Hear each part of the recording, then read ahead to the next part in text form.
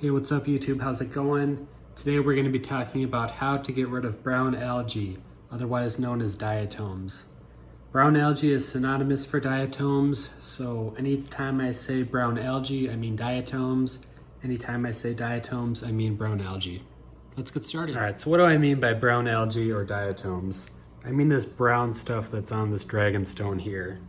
Diatoms are kind of a light brown coating that gets on everything in your aquarium.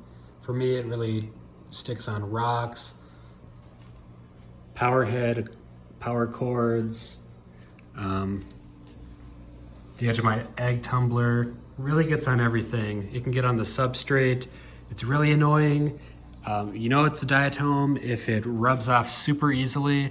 If I wanted, I could stick my hand in here, rub this off with my finger, and it would kind of turn into a powder and blow around the aquarium. If that's what you have in your aquarium, this video is for you. All right, before I get ahead of myself, I want to show you my 75-gallon fish tank.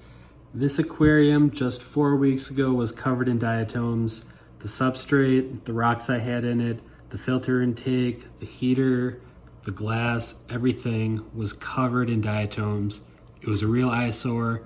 Every water change I was scrubbing it, but it would not go away. It was a huge pain in my butt. I figured out the method that I'm showing you today and everything has changed. This aquarium is, well, it's not crystal clear, but it's pretty clean. It's free of diatoms. I have not cleaned it before this video. I'm not trying to, this isn't a masquerade. This is how the aquarium actually is. There's no diatoms in it. I'm not expecting any diatoms. There won't be any diatoms because of the method that I used.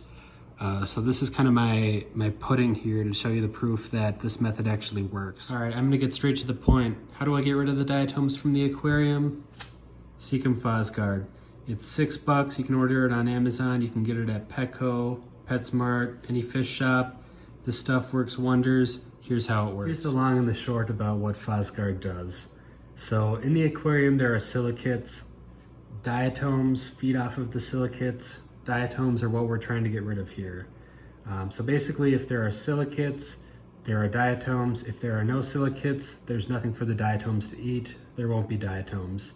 So if you don't take any action at all, if you don't use any products or anything, eventually the diatoms will eat all of the silicates in your fish tank.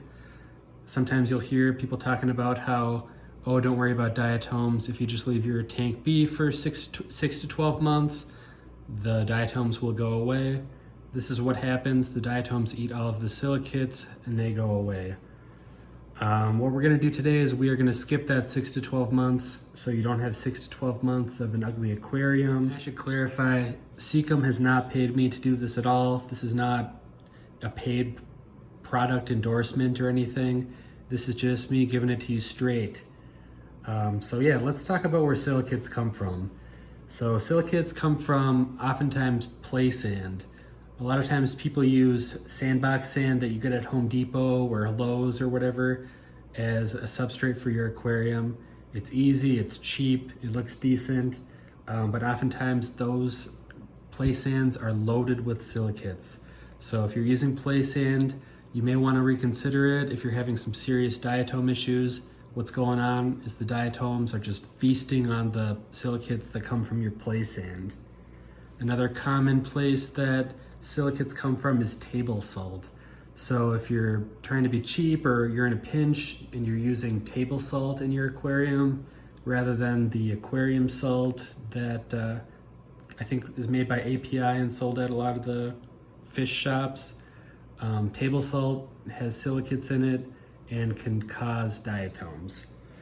Another place that some silicates come from are rocks. If you went and grabbed rocks from the local riverbed or your local fish shop, a lot of rocks have silicates in them. The silicates will leach into the water. The diatoms will feed on those silicates. The other item that diatoms feast on is phosphate. Phosphate comes from dead plant material, uneaten food, fish waste, probably mainly fish waste. What happens is this organic material breaks down and it turns into phosphate. Phosphate can also be found in tap water, so if you are worried about that, you may want to test your tap water. So what Seacom Fosguard does is you put it in a mesh bag, not very much of it even. I used 1/3 cup for my 75-gallon fish tank. You put it in a mesh bag, you put it in a filter that flows incredibly fast.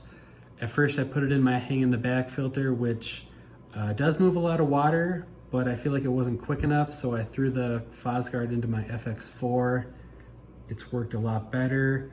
What it does is water flows through the Fosguard and basically leaches phosphate and silica from it.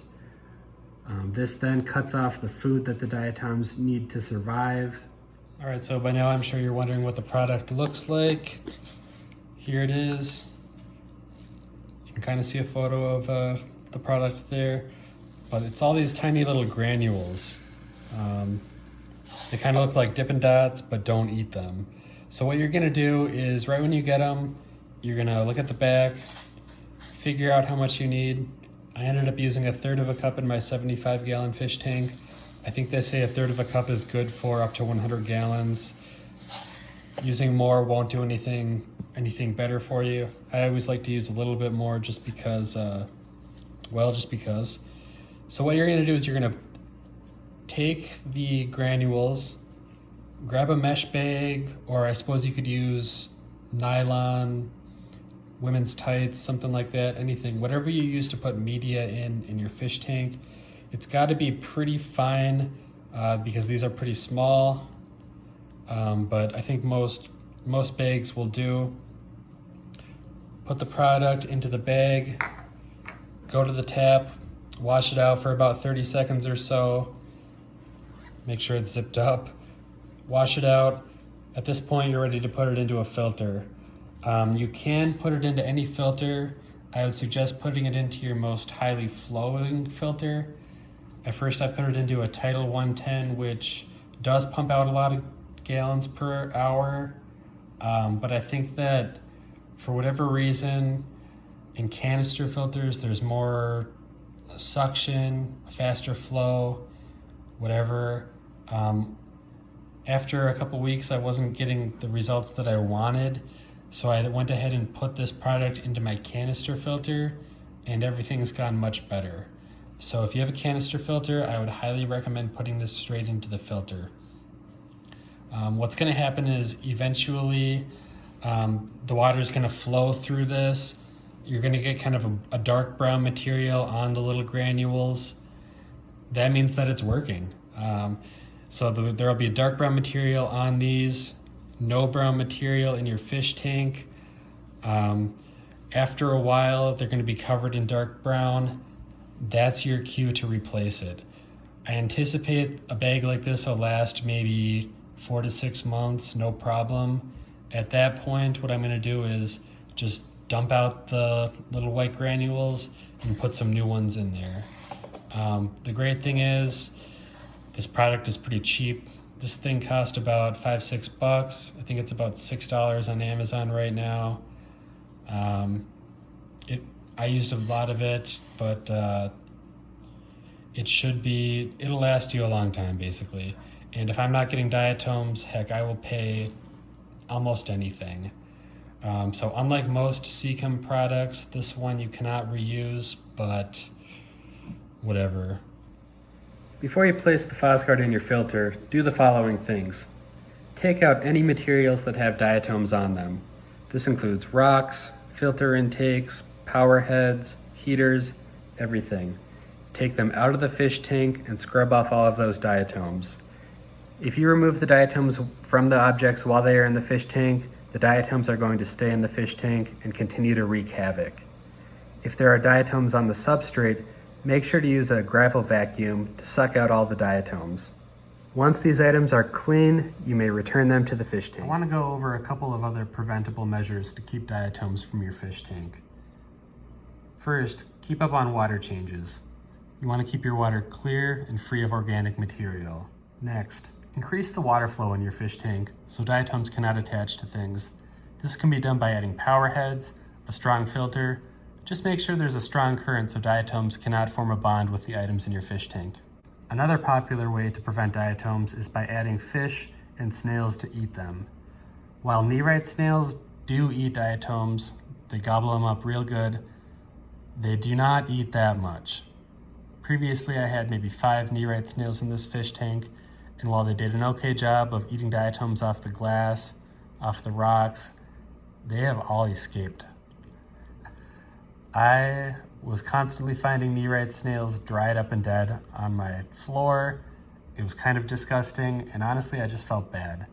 I don't think that nearite snails belong in freshwater aquariums. They are made for saltwater. They shouldn't be here. They're always trying to escape freshwater. Lastly, if there is phosphate or silica in your tap water, you may want to consider an RO unit. Running your water through the RO unit before adding it to your aquarium will create a clean water that your fish will thrive in.